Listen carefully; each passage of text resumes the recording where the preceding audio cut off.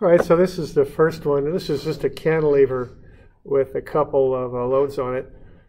You can find I easy enough from that shape of the beam.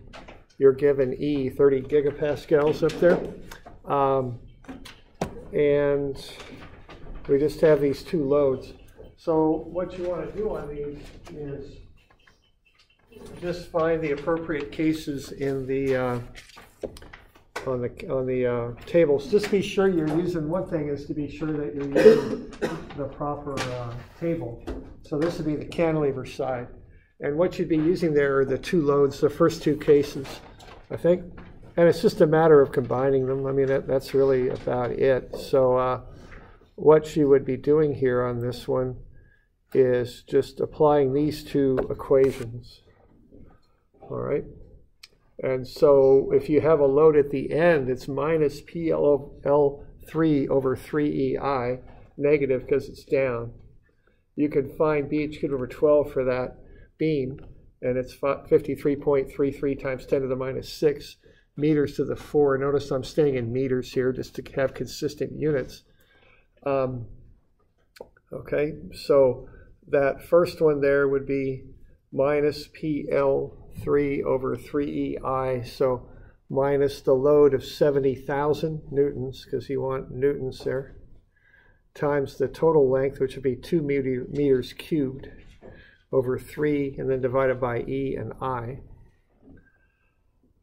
All right, now the next one here, if you look at this formula, I think you might see kind of what's going on here. What you're doing in this second formula to find the deflection of B with the loads not at B but further in, this is for the 70 kilonewton load here. So what you've got going on here is first you find the deflection of point C, okay, which is PL3 over 3EI, negative. Now instead of L now you're using X1 because you're that distance out from the support. So that gets you the deflection of point C. And then what you do is you look at the angle or slope of point C, which you would find using this formula.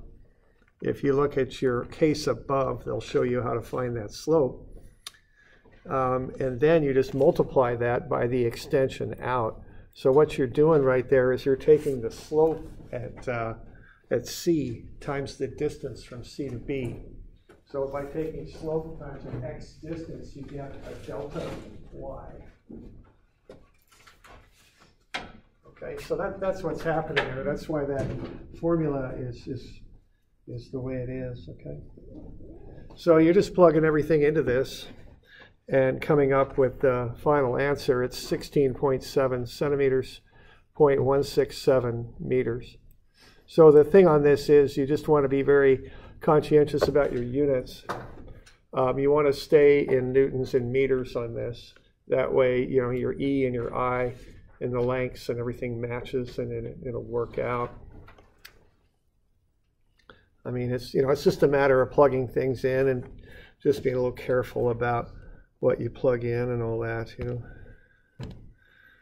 So, you know, they're all minus. So negative 70,000 newtons times x1, which is 1.2 meters cubed, over 3EI. And what, minus, again, 70,000 newtons times x1 cubed again. Hang on there, hang on. Yeah, I busted that. Yeah, it should have been 2 meters here. My bad, let's get that fixed. It's 2 meters. Because what we're doing there is that deflection formula for the load at B. That's what that one is. Then the next little bit here accounts for what's going on at C. So it's 70,000 newtons times 1.2 meters cubed. That's over 3EI. And then you also account for the slope that's at C. And so that's a negative slope, so that'll be minus, and that's the load, 70,000 newtons, times x1, which is 1.2 meters squared. That's divided by 2EI. And then you multiply that slope by that extra extension out, which is x2, and that's 0.8 meters. Okay. There you go. So that's what goes into all that. And that's how you come out with a negative 0.167 meters. Okay.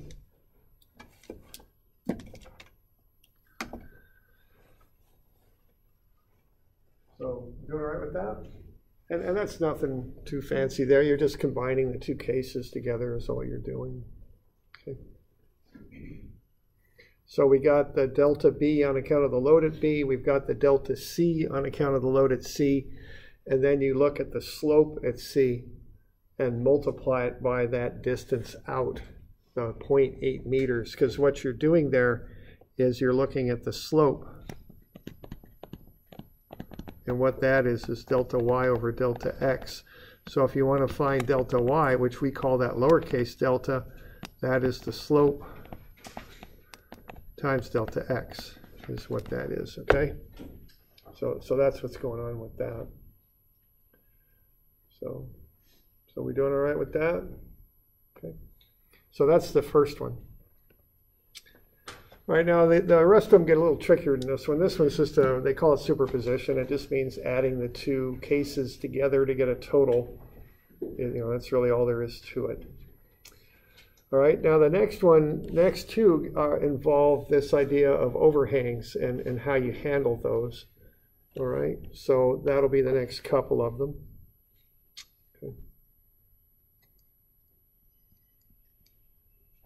All right, so this first one we got a couple plus a distributed load. So now this is in the English system.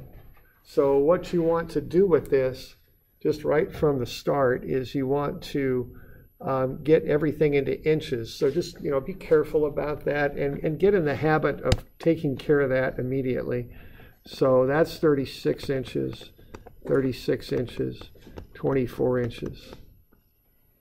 You don't want to leave this in feet, because if you do, you start mixing the feet for the dimensions, which are common dimensional units. You mix those with the inches that are embedded in the I and the moment of inertia I, and also the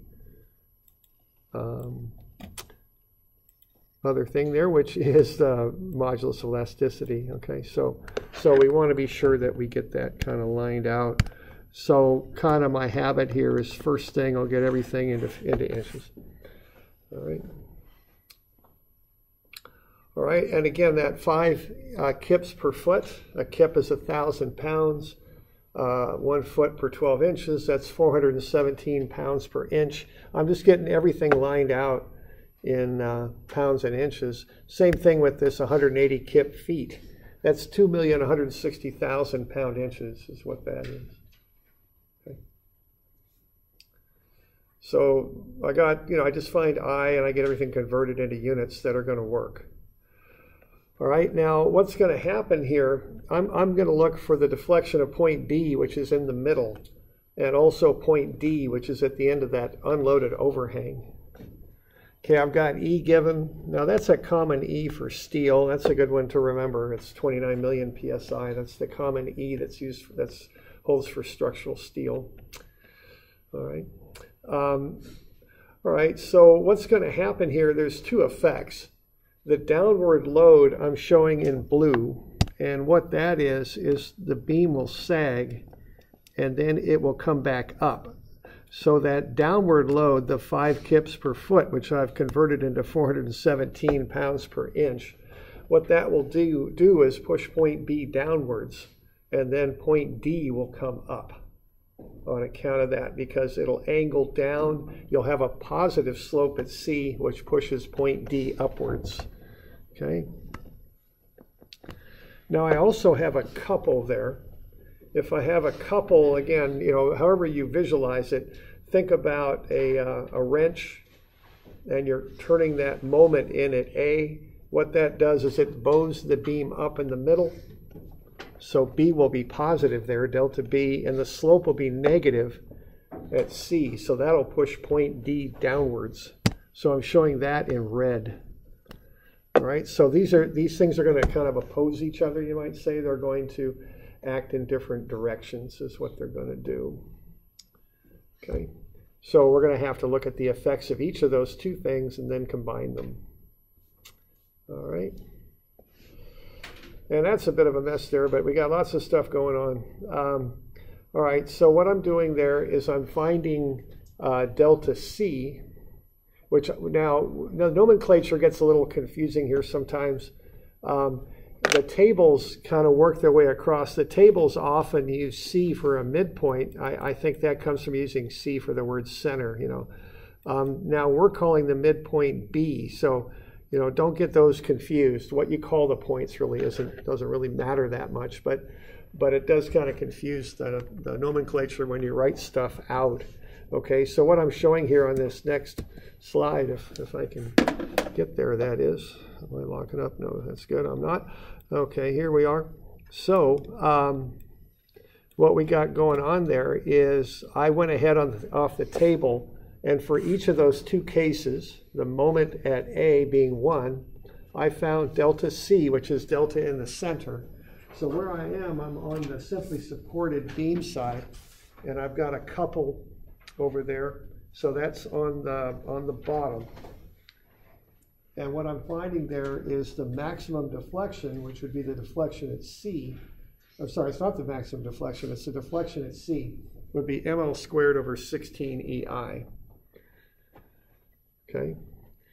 Now, on the table, they call it delta C for center, but on our particular problem, it's delta B. So that's why this is happening, why we're kind of going from delta C to delta B. Right?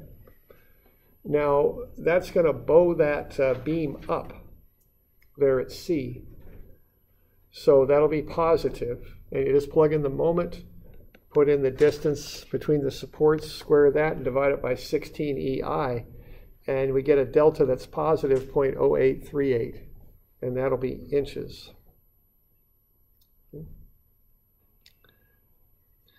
Now there's also going to be a slope there at B, and that'll be a negative slope that's equal to ml over 6 EI. All right, so you can take that moment, multiply it by the distance between A and B, which is 72 inches, and then divide it by 6 EI. All right. And that's going to be a negative slope because when you turn this counterclockwise moment in, you push the beam up just to the right of A, and that gets at that pattern that you see there. Okay. All right, so what you're going to have there is a negative slope of negative 0.00310 radians. So that's the slope at B. Okay. Now you can do the same thing for the distributed load. The delta in the center is 5WL4 over 384 EI. So it's negative because that delta goes down, so that's where that negative sign comes from.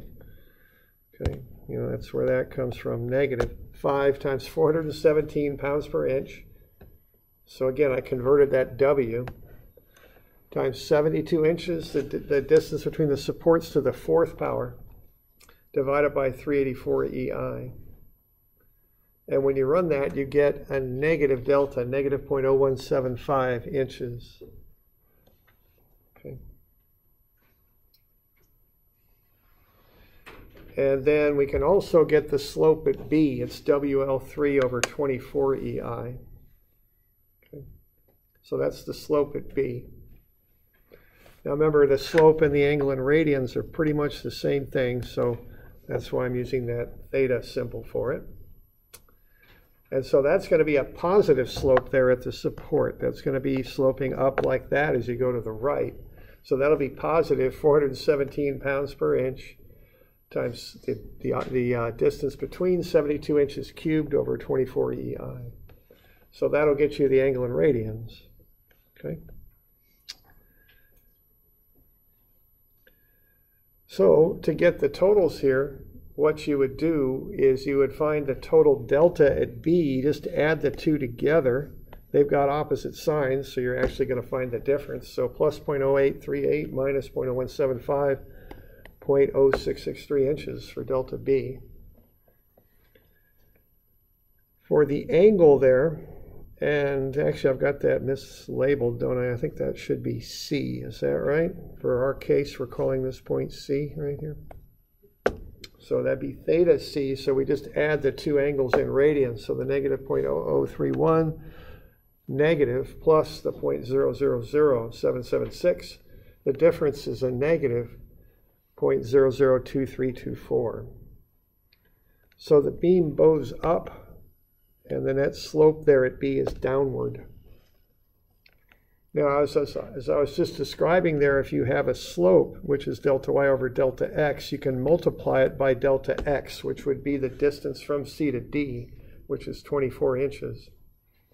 So slope, delta y over delta x times length, extension length there you might call it, which is delta x, gets you the slope, it gets you the delta, which is delta y. That's delta D. Okay.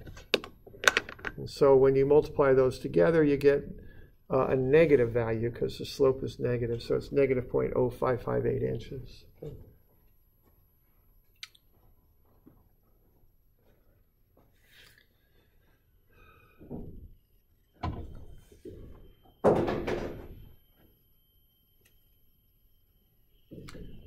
All right, so that's the deal with that one. A little bit involved there. We got two different things happening that we're accounting for. And also, to get that delta at the end, delta D, we're looking at the slope of that extension and multiplying that by the 24-inch length. That'll get you the delta Y. Okay.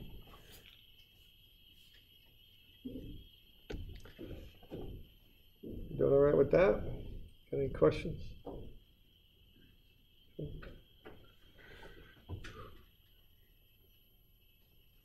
Okay. All right, so that's that one. Now the next one also involves this idea of an overhang. That's one of the kind of the things you have to learn how to use these tables to handle. Okay. So the next one just has two loads on it that you have to deal with. All right, this one again is English, so do all those unit conversions right off the bat, initially. So 40,000 pounds, 40,000 pounds for the two loads. 4 feet, 4 feet, and 2 feet is 48 inches, 48 inches, and 24 inches. Okay, you're given the beam cross section, so you can find I, BH cubed over 12, 36 inches to the 4.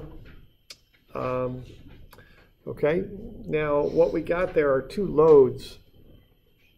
Now the load in the middle is easy enough. If you look at the simply supported beam, that's the case there at the top, easy enough.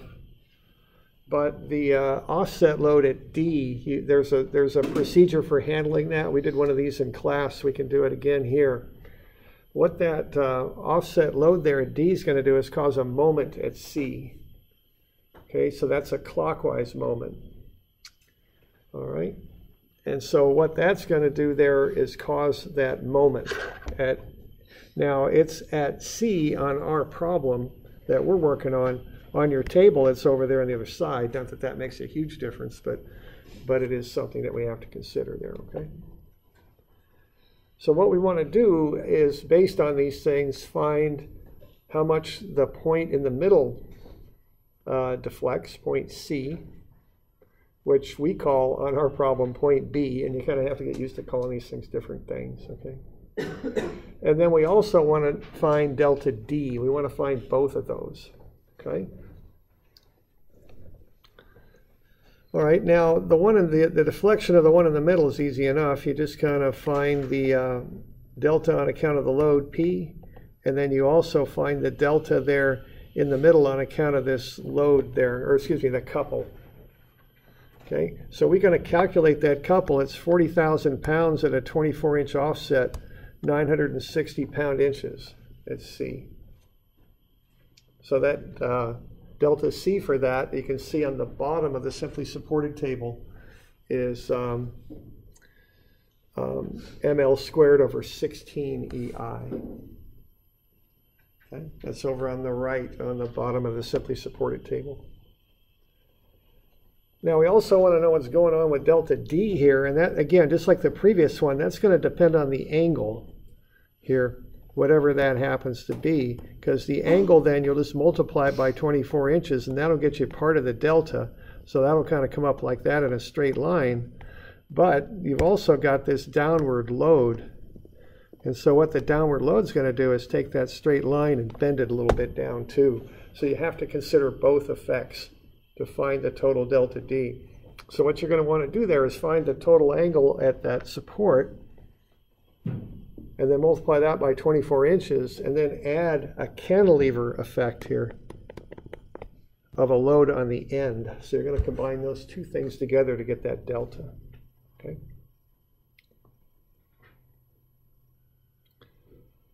So that's the deal with that.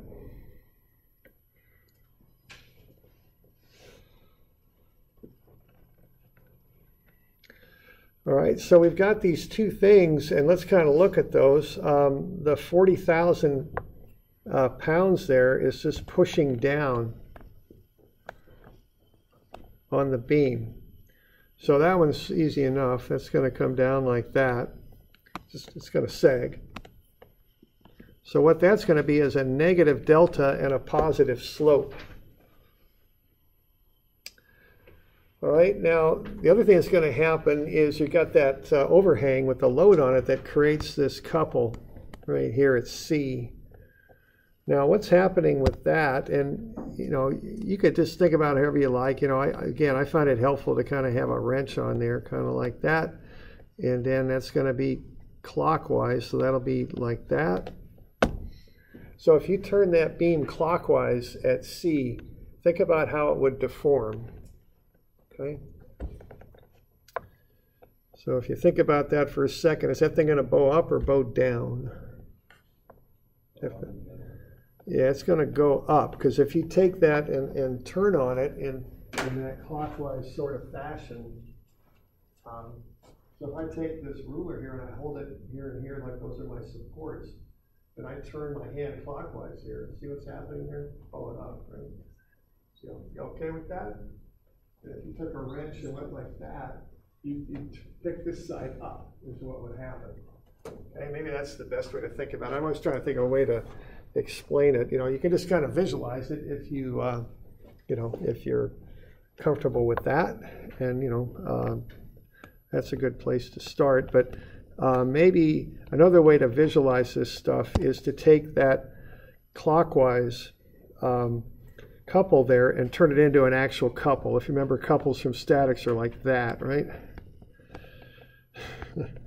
There we go, like that. So this will push this side up and get you into a pattern like that. You know, that's another way to look at it. I mean, however you do it, you want to be able to visualize that and understand that that clockwise couple on the right-hand side will bow the beam up. Okay. Now, what we're going to be interested in here is the adjacent side, okay, because we're going to look at the slope adjacent to where that couple is applied. So when we look at the slope, we're going to use the adjacent formula. Okay. So what we're going to want there is the angle adjacent to the moment, which is ml over 3ei. So that's the formula you'd use. You wouldn't use the ml over 6ei. It would be the ml over 3ei, because you're right next to where the couple is applied. Okay.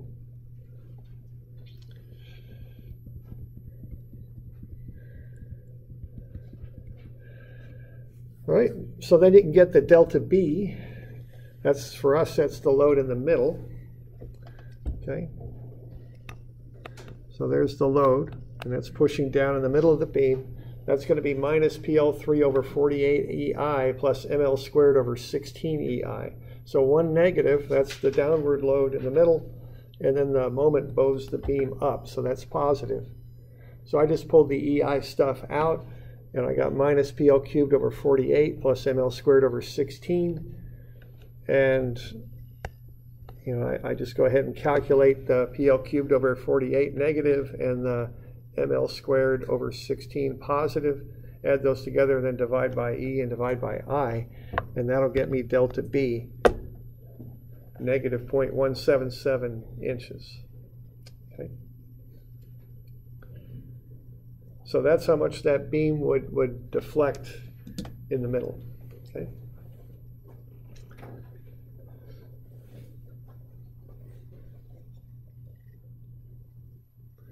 So we're doing all right with that? Okay.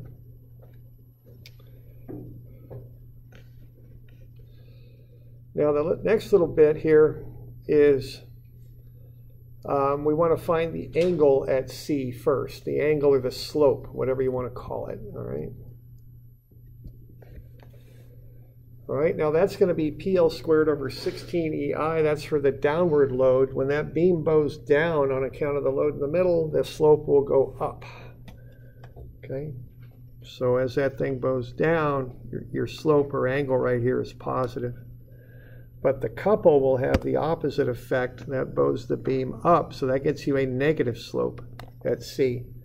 So it's PL squared over 16 EI minus ML over 3 EI.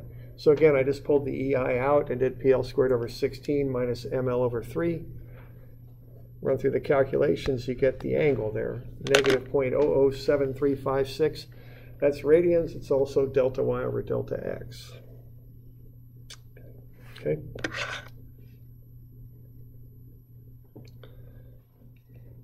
So that's the slope at C.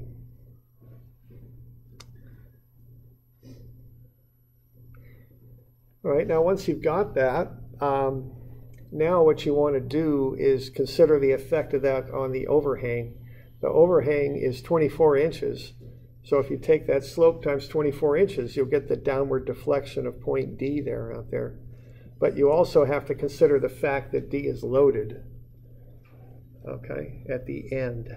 So what I'm doing there, I'm taking the slope times the 24 inches and getting another delta D, which by coincidence equals the delta B, but that's just coincidence. So that's negative 0.177 inches. And then I also consider the effect of the load at the end of the cantilever. Well, it's not a cantilever, it's the overhang. But to look at how that thing's going to deform and bend down, I consider it to be a cantilever. So that thing will have a delta of PL3 over EI. Okay. So you combine all those together. And again, this is quite a coincidence, but everything equals 0.177 for some reason on this problem. I'm not really sure why that happened, but it did. Okay, but that's all just coincidence. Okay, so you add that together, you get 0.353 inches. So that'll be the downward deflection of the end of that overhang beam at point D. Yeah, question there? So in these cases where like it's bending over like a point like that, we're multiplying the the theta by the length. Right. Say there was no cantilever 40 kip force there, would it be just extended straight out? There wouldn't be any sort of right. Like if there's no load on the end, like the previous problem, it just goes straight because there's nothing to bend it. So kind of, what you have there is two effects. The slope, which is just considered to be a straight line, and then, but on this one you do have the load on the end, so it not only does it slope out at an angle, it also bends down. You add the two together. Okay.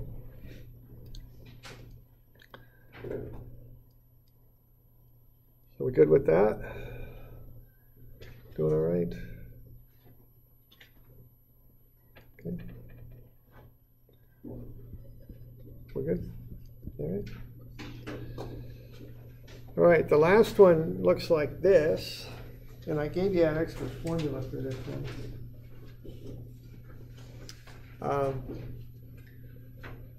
So what's the approach on this? What are you going to do with this one? Anyone, any great ideas on this one? What's that now?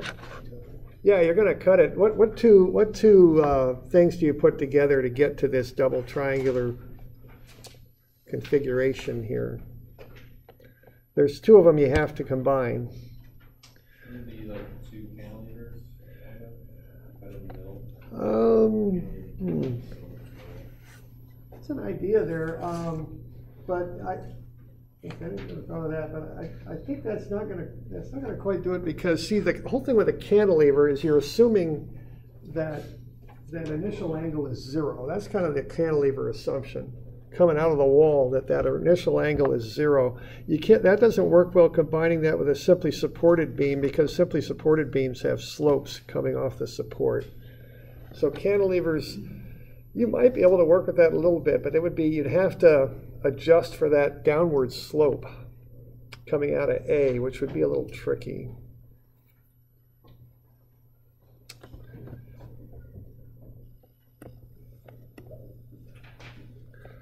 Now I gave you this one, for a reason there.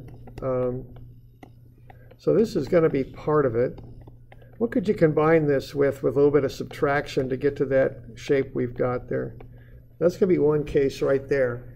And I noticed that on the table I gave you a general load, but it's simpler if the load goes halfway across. So I gave you the formula for the halfway across load.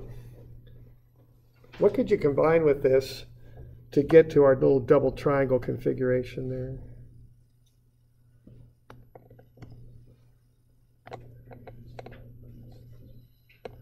Yeah, I think so, right? That's the deal. What happens if you take a rectangle off of this large triangle? Yeah, so you can do this. You can chop this out. And this thing will just drop down and it will turn into that. You all with me there?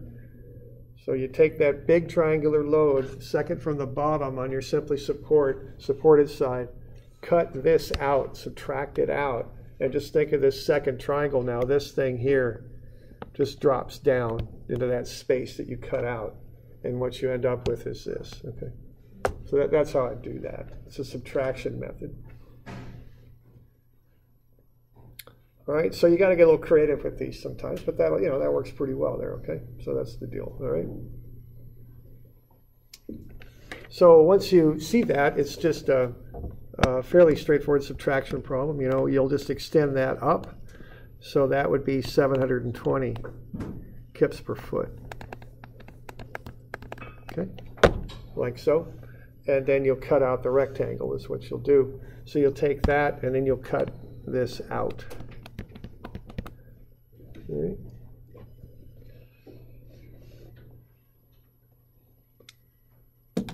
So there it is a little bit, again, another sketch of that. Oh man, what do you guys got at, man? You got 360, right? What do you got on yours? Do you have 3.6 kips? 3.6 kips. Why did I change this? Does anybody know that? Yes, I don't. Apparently I changed it here on my solution, which will require, of course, some adjustments on the numbers. I felt compelled to do that for some reason. I don't know why, but I did. I guess I'll find out here in a minute. But anyway, this slide will probably have to be reworked a little bit. But the idea, I think, is the important thing. The calcs aren't really, they're just calculations, whatever. But I think the idea there is what we want to see. All right, and then so what do we got there? We've got... And this is oh, that's right. No, I just converted. Okay, my bad. I get it now. That's just a conversion is all it is. I converted. See, I got kips per foot. I just had to convert into pounds per inch. And it's 360 kips per foot is 300 pounds per inch. That's what's going on. I'm dividing through by 12 is what I'm doing.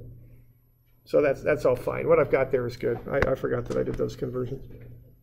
Okay. So it's just a matter of calculating up delta C for both cases. What you're going to have is a big delta C for the large triangle, but then you'll subtract off the rectangle. And between the two, you'll get delta in the middle. Okay.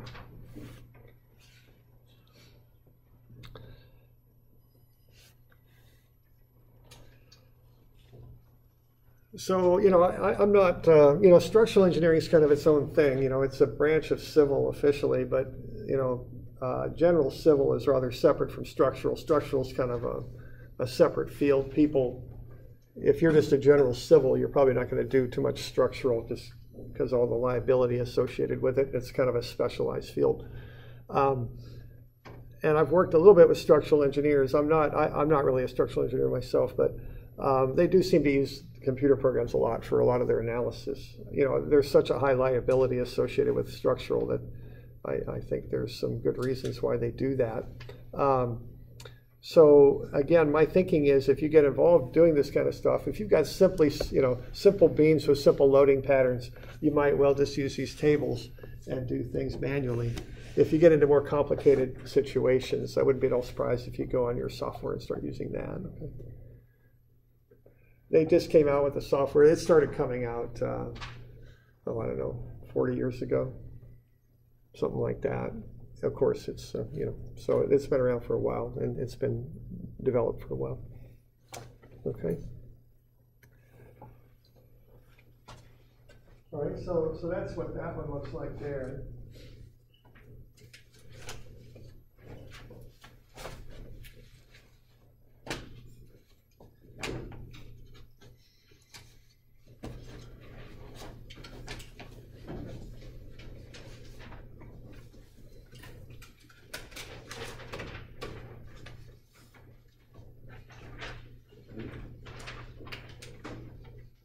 So you got any questions on that one?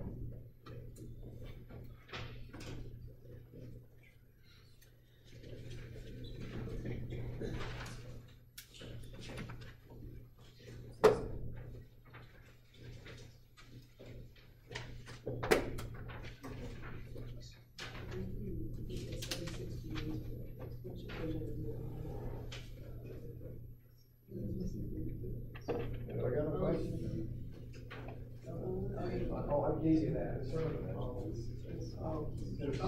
it's kind of a special case. It's this one, but X1 and X2 equal each other, so it's kind of a special case. Yeah, that one formula that's not on your formula table. It comes from right from the problem. I just put it right on there. Okay, so that 5/768 stuff. That's a specialized formula. So it's right on the problem. Okay, so that 5/768 specialized problem, or specialized formula. So I put that right on the problem, okay? All right. All right, now, for those of you online, I just handed out the final exam review here in class. So you could go down or download that from Moodle. It'll be under the exam downloads, I think they're called. All right, so the review for the final looks something like this. I've got a lot of little notes scribbled on here, but we'll work through that. All right, now there's two sections to it. The first is the basic coverage, you might say. All right, and what I've done here, we've covered an awful lot of stuff in this class, obviously. So I've got problem numbers over there on the right to kind of help you look stuff over, if you know what I mean. So our final here is Tuesday from 2:30 to 4:30. For those of you online, I'll put something out of there. I'll figure out some time, if you can't make that, you could come. We'll figure that out, so don't worry about that. We'll get it figured out. Okay, so what I've got there, and I'll put a notice out on that in Moodle here. All right, so we've got so I've got the topics listed for what I call the basic coverage. That's the stuff that was on midterm 1 and 2. So normal stress and strain, okay, so 101 through 103, 151, and then shear stress and strain, which is 131 through 142.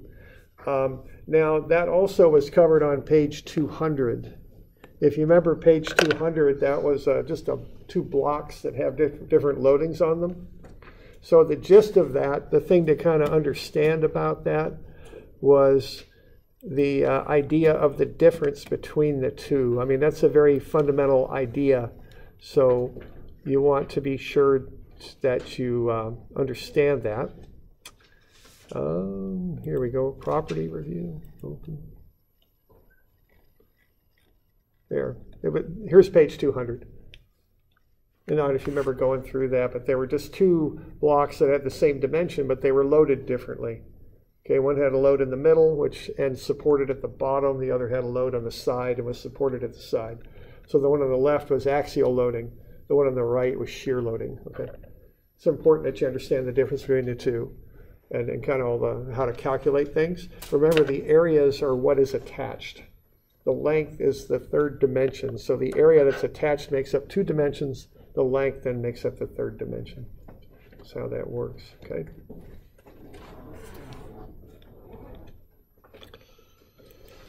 All right, so that's that little bit.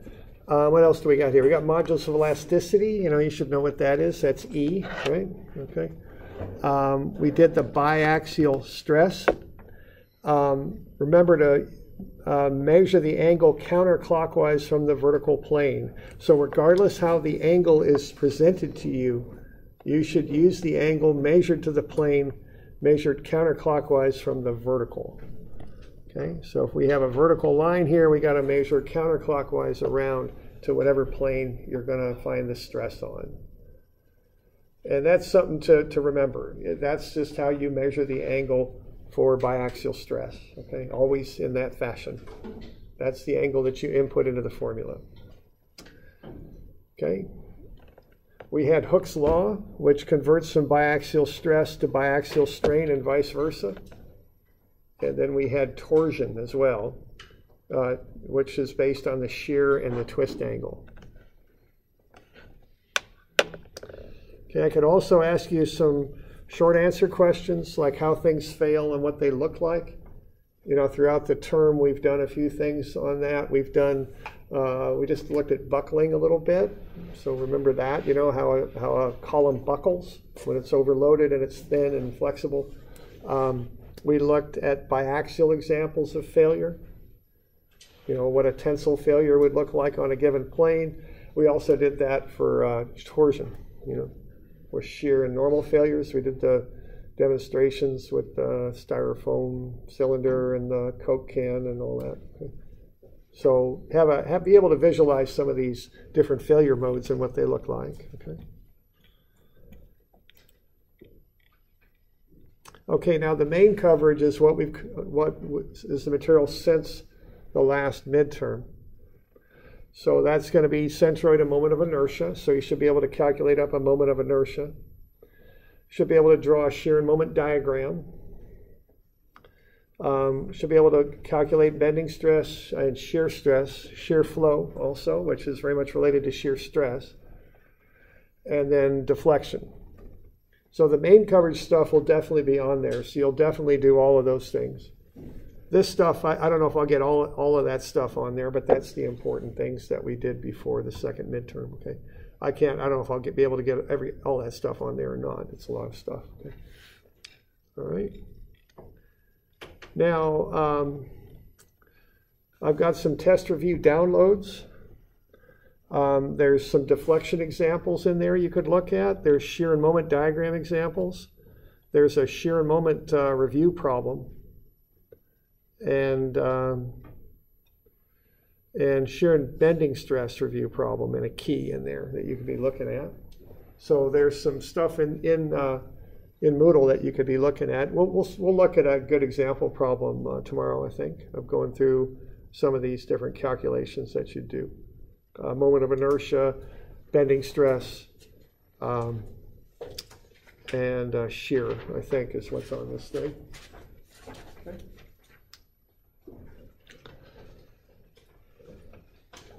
And yeah, and shear moment diagrams too, I think. Yeah. So we got any questions on that? You doing all right? Okay. All right. So that's probably good for one day. So we'll kind of carry on tomorrow.